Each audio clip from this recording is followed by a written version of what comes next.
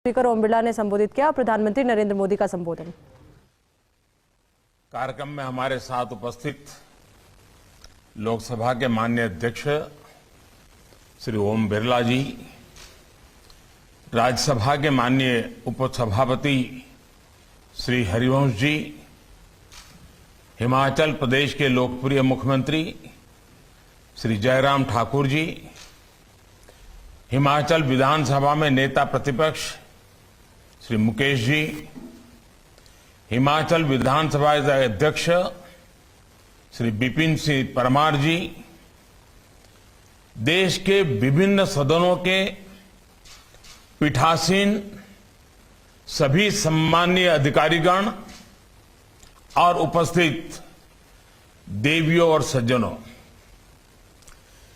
Presiding officers की ये महत्वपूर्ण कॉन्फ्रेंस हर साल कुछ नए विमर्शों और नए संकल्पों के साथ होती है।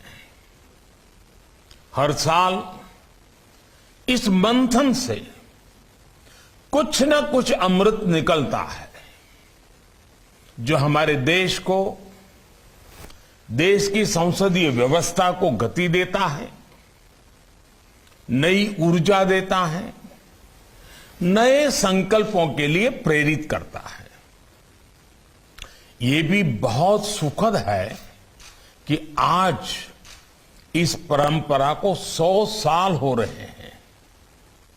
ये हम सबका सौभाग्य भी है और भारत के लोकतांत्रिक विस्तार का प्रतीक भी है। मैं इस महत्वपूर्ण अवसर पर आप सभी को, देश की संसद और सभी विधानसभाओं के सभी सदस्यों के और सभी देशवासियों को भी बधाई देता हूं। साथियों, भारत के लिए लोकतंत्र सिर्फ एक व्यवस्था नहीं है। लोकतंत्र भारत का स्वभाव है, भारत की सहज प्रवृत्ति है। आपकी ये यात्रा इसलिए भी और विशेष हो गई है क्योंकि इस समय भारत अपनी आजादी के 75 साल का पर्व मना रहा है, अमृत महोत्सव मना रहा है। ये संयोग इस कार्यक्रम की विशिष्टता को तो बढ़ाता ही है, साथ ही हमारी जिम्मेदारियों को भी कई गुना कर देता है। साथियों, हमें आने वाले वर्षों में देश को नई ऊंचाइयों पर लेकर जाना है, असाधारण लक्ष्य हासिल करने हैं। ये संकल्प सबके प्रयास से ही पूरे होंगे और लोकतंत्र में, भारत की संघीय व्यवस्था में जब हम सबका प्रयास की बात करते हैं तो सभी राज्यों की भूमिका उसका बड़ा आधार होती है। देश के बीते सालों में देश ने जो हासिल किया है उसमें राज्यों की सक्रिय भागीदारी ने बड़ी भूमिका निभाई है। चाहे पूर्वोत्तर की दशकों पूरी समस्याओं का समाधान हो, दशकों से अटकी लटकी विकास की तमाम बड़ी परियोजनाओं को पूरा करना हो, ऐसे कितने ही काम हैं जो देश ने बीते सालों में किए हैं, सबके प्रयास से किए हैं। अभी सबसे बड़ा उदाहरण हमारे सामने कोरोना का ही है। इतनी बड़ी लड़ाई देश ने सब राज्यों को साथ लेकर जिस एकजुटता से लड़ी वो अपने आप में ऐतिहासिक है। आज भारत 110 करोड़ वैक्सीन डोज ऐसा बड़ा आंकड़ा पार कर चुका है। जो कभी असंभव लगता था वो आज संभव हो रहा है। इसलिए हमारे सामने भविष्य के जो सपने हैं, जो अमृत संकल्प हैं, वो भी पूरे होंगे। देश और राज्यों के एकजुट प्रयासों से ही ये पूरे होने वाले हैं। ये समय अपनी सफलताओं को आगे बढ़ाने का है। जो रह गया है उसे पूरा करने का है और साथ ही एक नई सोच, नए विजन के साथ हमें भविष्य के लिए नए नियम और नीतियां भी बनानी है। हमारे सदन की परंपराओं और व्यवस्थाएं स्वभाव से भारतीय हो। हमारी नीतियां, हमारे कानून भारतीयता के भाव को, एक भारत श्रेष्ठ भारत के संकल्प को मजबूत करने वाले हो। और सबसे महत्वपूर्ण, सदन में हमारा खुद का भी आचार व्यवहार भारतीय मूल्यों के हिसाब से हो। ये हम सबकी जिम्मेदारी है। इस दिशा में हमें अभी भी बहुत कुछ करने के अवसर है। साथियों, हमारा देश विविधताओं से भरा है। अपनी हजारों वर्ष की विकास यात्रा में हम इस बात को अंगीकृत कर चुके हैं कि विविधता के बीच भी एकता की भव्य, एकता की दिव्य अखंड धारा बहती है। एकता की यही अखंड धारा हमारी विविधता को संजोती है, उसका संरक्षण भी करती है। आज के बदलते हुए इस समय में हमारे सदनों की विशेष जिम्मेदारी है कि देश की एकता और देश की अखंडता के संबंध में अगर एक भी भिन्न स्वर उठता है तो उससे सतर्क रहना है। विविधता को विरासत के रूप में गौरव मिलता रहे। हम अपनी विविधता का उत्सव मनाते रहें। हमारे सदनों से ये संदेश भी निरंतर जाते रहना चाहिए। साथियों, अक्सर राजनेताओं के बारे में, जनप्रतिनिधियों के बारे में कुछ लोग ये छवि बना लेते हैं कि ये नेता है तो 24 घंटे राजनीतिक उठापटक में ही जुटे होंगे, किसी जोड़तोड़ खींचतान में जुटे होंगे।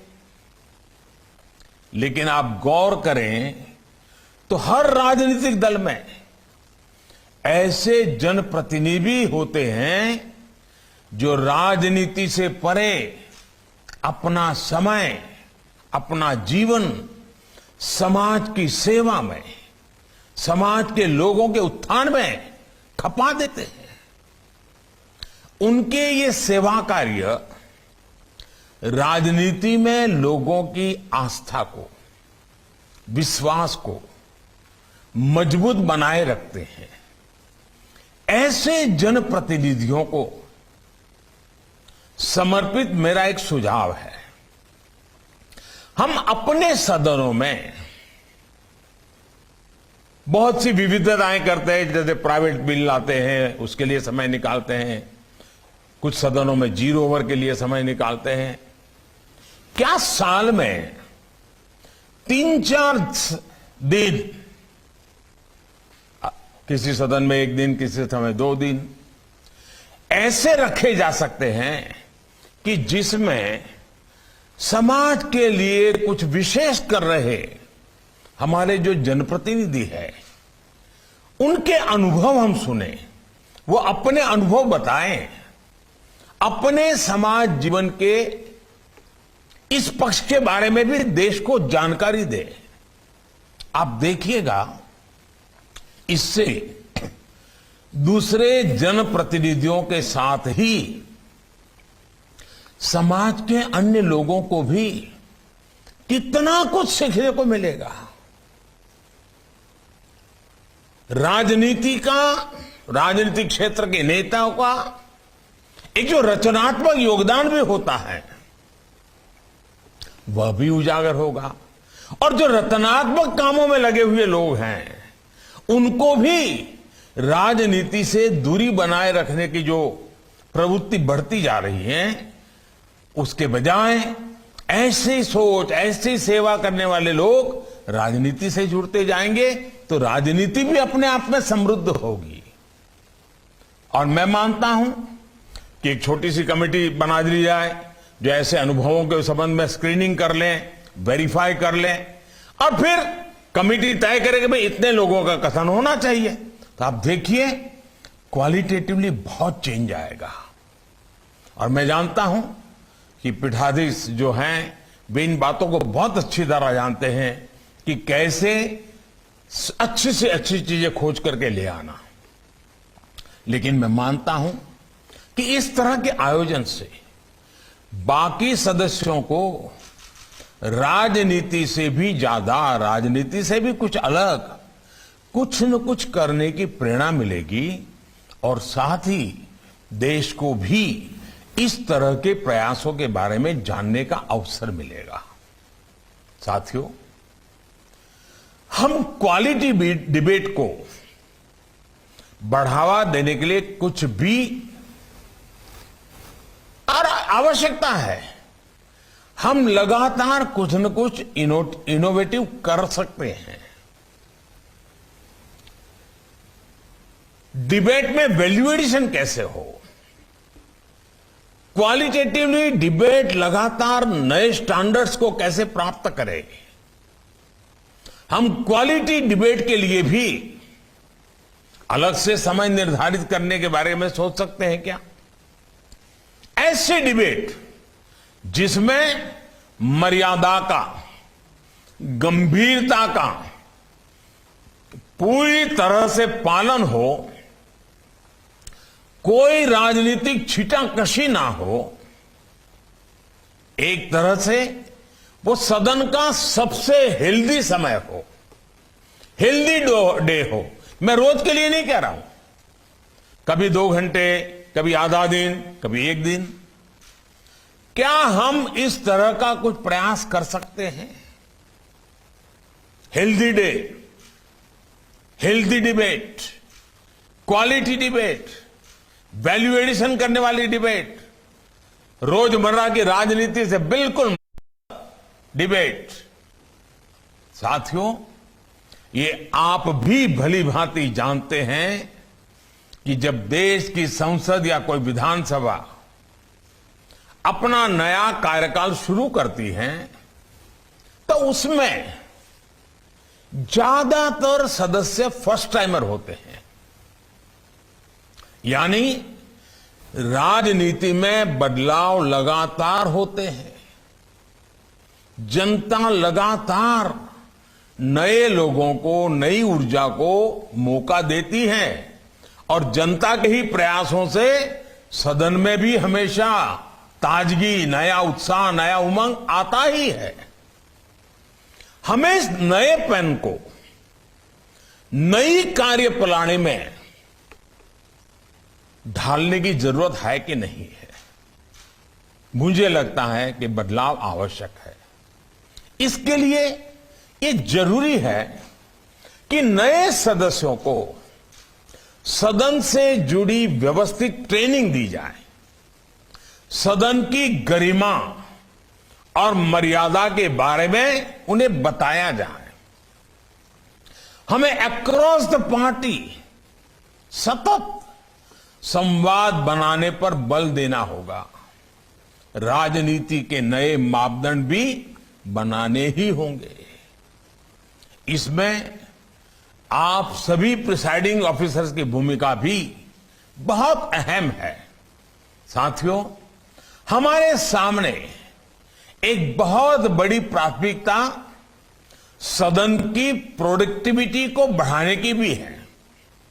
इसके लिए जितना जरूरी सदन का डिसिप्लिन है, उतना ही आवश्यक तय नियमों के प्रति कमिटमेंट भी है।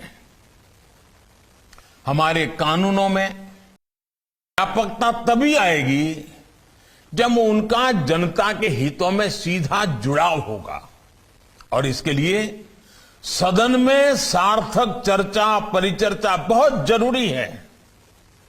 खास तौर पर सदन में युवा सदस्यों को, आकांक्षी क्षेत्रों से आने वाले जनप्रतिनिधियों को, महिलाओं को ज्यादा से ज्यादा मौका मिलना चाहिए। हमारी समितियों को भी इसी तरह ज्यादा व्यवहारिक और प्रासंगिक बनाए जाने पर विचार होना चाहिए। इससे हमारे लिए न केवल देश की समस्याएं और उनके समाधान जानना आसान होगा, बल्कि नए आइडियाज भी सदन तक पहुंचेंगे। साथियों, आप सभी इस बात से परिचित हैं कि बीते सालों में देश ने one nation one ration card, one nation one mobility card जैसी कई व्यवस्थाओं को लागू किया है। क्या इसी तरह की सुविधाओं से हमारी जनता भी कनेक्ट हो रही है और पूरे देश में भी एक साथ हमने एक नया अनुभव आ रहा है, मानो देश उत्तर से दक्षिण, पूरब से पश्चिम, कोने कोने में कनेक्ट हो रहा है। मैं चाहूंगा कि हमारी सभी विधानसभाएं और राज्य अमृत काल में इस अभियान को एक नई ऊंचाई तक लेकर जाएं। मेरा एक विचार, one nation one legislative platform, क्या यह संभव है? एक ऐसा डिजिटल प्लेटफॉर्म, एक ऐसा पोर्टल जो न केवल हमारी संसदीय व्यवस्था को जरूरी टेक्नोलॉजिकल बूस्ट दे, बल्कि देश की सभी लोकतांत्रिक इकाइयों को जोड़ने का भी काम करें।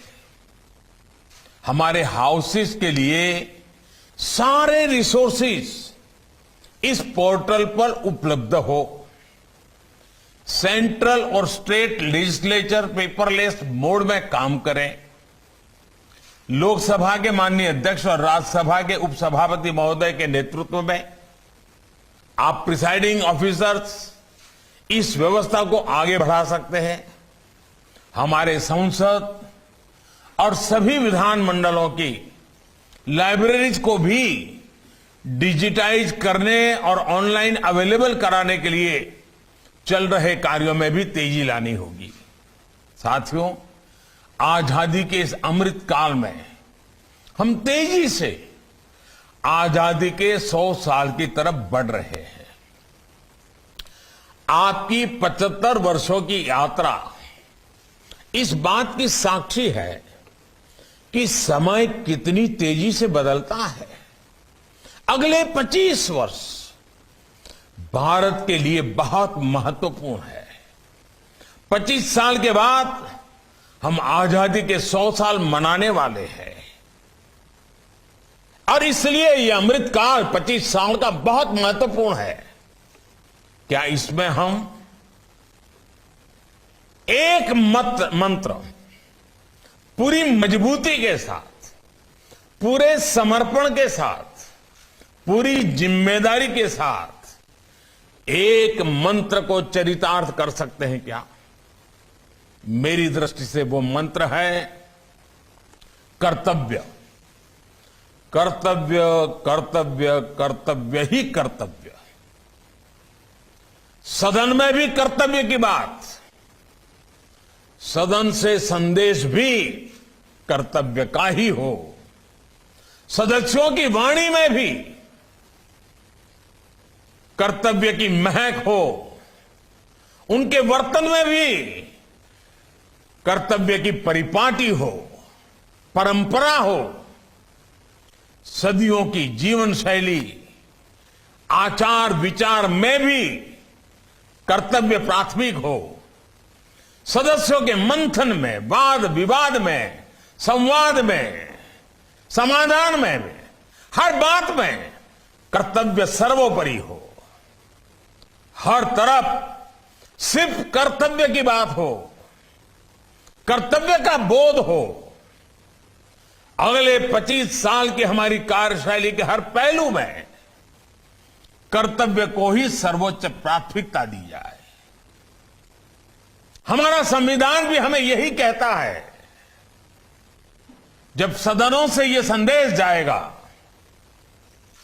जब सदनों में यह संदेश बार बार दोहराया जाएगा, तो इसका प्रभाव पूरे देश पर पड़ेगा, देश के प्रत्येक नागरिक पर पड़ेगा। देश बीते 75 वर्षों में जिस गति से आगे बढ़ा है, उससे कई गुना गति से देश को आगे बढ़ाने का मंत्र है कर्तव्य। 130 करोड़ देशवासियों का कर्तव्य, एक महान संकल्पों की पूर्ति के लिए कर्तव्य। मुझे पूरा विश्वास है